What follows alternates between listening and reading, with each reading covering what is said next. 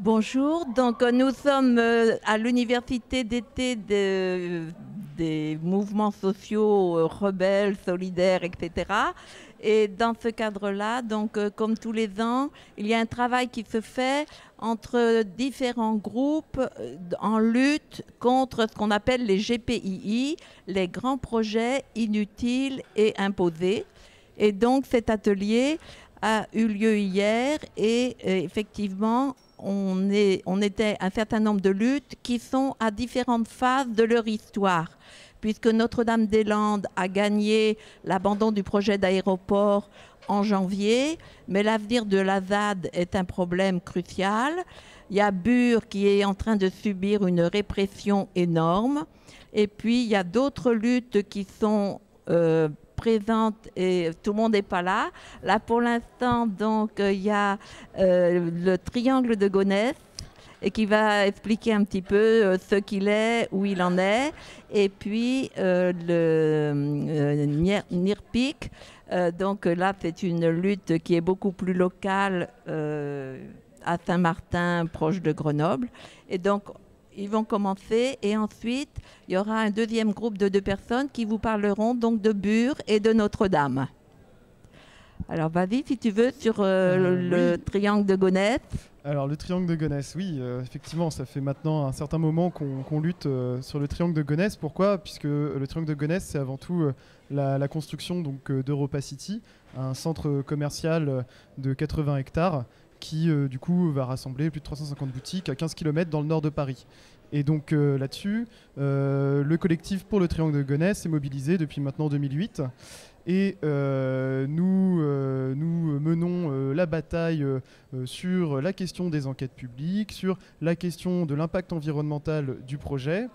Et nous avons donc constitué plusieurs groupes. Nous sommes collectif pour le triangle de Gonesse, nous avons la Convergence qui nous suit, et Karma, qui est le projet alternatif que nous proposons à la place du projet Europa City. Un projet qui essaye de retrouver un lien avec l'agroforesterie et avec un emploi local plus durable.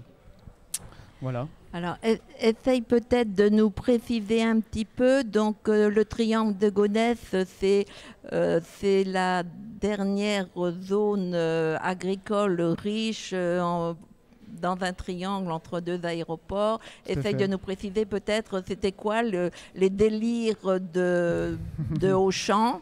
Oui. Et voilà, peut-être parce Alors, que c'est pas une lutte qui est très très connue. tout à fait. Oui, tu as raison de parler de ça, puisque le triangle de Gonesse, c'est un point qui est particulier en Île-de-France. Ce sont les dernières terres agricoles, le dernier on va dire, grand bloc de terres agricoles en Île-de-France, ce qui représente 600 hectares. Et donc, les projets donc, de Auchan, puisque c'est Imauchan qui est derrière Europa City, sont de faire un centre commercial et un centre d'attraction de loisirs.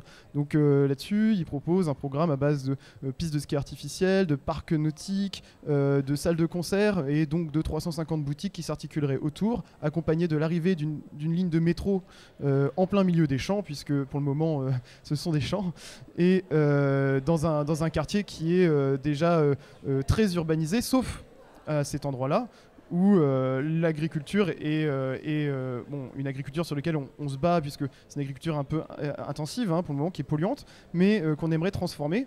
Et ça pour les habitants, afin de leur redonner un espace commun, un espace vert.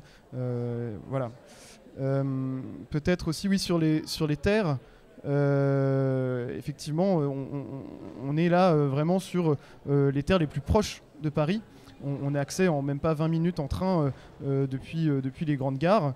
Et c'est là un enjeu sur l'étalement urbain actuel, sur la question de la métropolisation et de l'urbanisation des sols, l'imperméabilisation des sols et tout ce qui s'ensuit dans les enjeux environnementaux. Et alors, en ce qui concerne le projet alternatif, donc refus du centre commercial, refus de la bétonisation, de la fameuse piste de ski. Enfin, elle est morte, je crois, maintenant.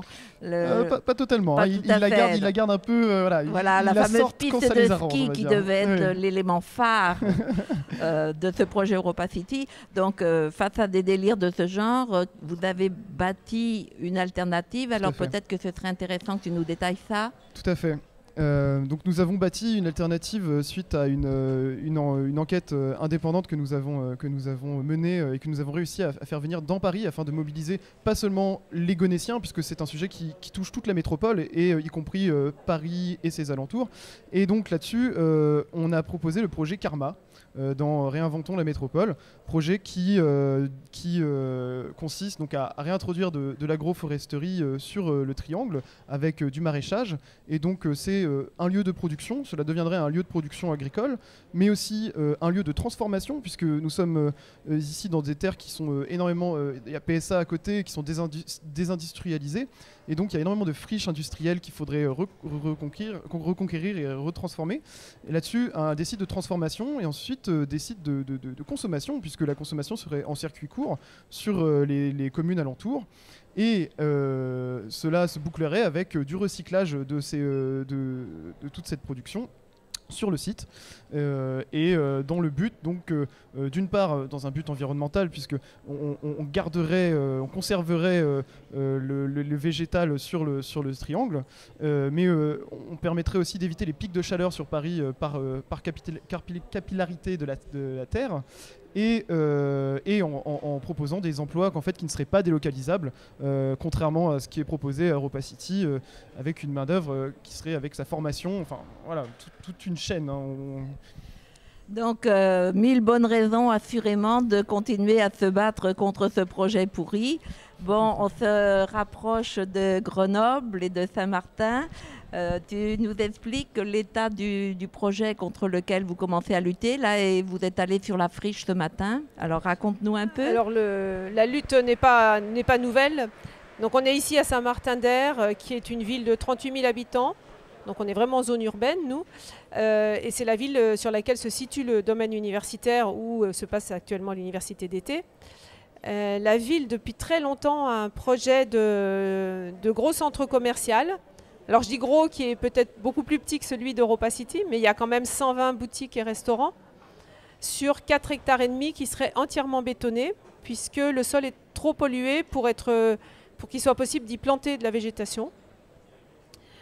Donc depuis une bonne dizaine d'années, on a fait un certain nombre de recours au niveau du tribunal administratif et d'autres instances pour dénoncer un certain nombre de problèmes de ce dossier, en particulier l'incompatibilité avec les documents d'urbanisme de la région urbaine, de la métropole, qui demandent un meilleur équilibre du territoire en termes de commerce, une diminution de la circulation automobile dans l'agglomération, ce qui est vraiment en contradiction, ce avec quoi ce projet est vraiment en contradiction. Et puis, dans le... je ne sais plus où on en était. Et donc ce projet, nous, on est un collectif initialement d'habitants de Saint-Martin-d'Air. Et récemment, c'est-à-dire qu'il y a eu une deuxième demande de permis de construire, une enquête publique sur cette demande qui a eu lieu au mois de décembre. Et à cette occasion-là, d'autres collectifs ont rejoint le collectif NERPIC Autrement. Donc il y a le groupe local d'Alternativa, d'Attaque et de Greenpeace, ainsi que le réseau citoyen de Grenoble. Ce qui est intéressant, c'est que ces différents collectifs ont chacun, j'allais dire, leur raison et leur façon de réagir à ce projet. Puisque Alternativa, c'est vraiment sur les questions du système global, du mode de société qu'on a envie de nous proposer à travers ce projet de centre commercial. Il y a les questions d'environnement, évidemment, aussi. Attaque, c'est sur toutes les questions financières. Parce que l'objectif étant de faire de l'argent, la ville n'a pour objectif, elle, que d'avoir des rentrées fiscales. Et elle est prête à offrir les 4 hectares et demi du territoire municipal à un promoteur privé juste pour avoir des rentrées fiscales. Ensuite, le réseau citoyen, c'est sur la question de la démocratie, parce qu'on a par exemple essayé provoqué un débat à la métropole en mettant une pétition sur le site de la métropole dédiée à la participation citoyenne. Et cette pétition a été bloquée en 2 heures. Et elle vient juste de rouvrir, donc 6 mois après. Enfin voilà, un certain nombre d'éléments comme ça. Oui, donc en fait, on a beaucoup de bonnes raisons de continuer à fonctionner au maximum en réseau, à s'échanger des informations au niveau juridique, au niveau technique de lutte, etc.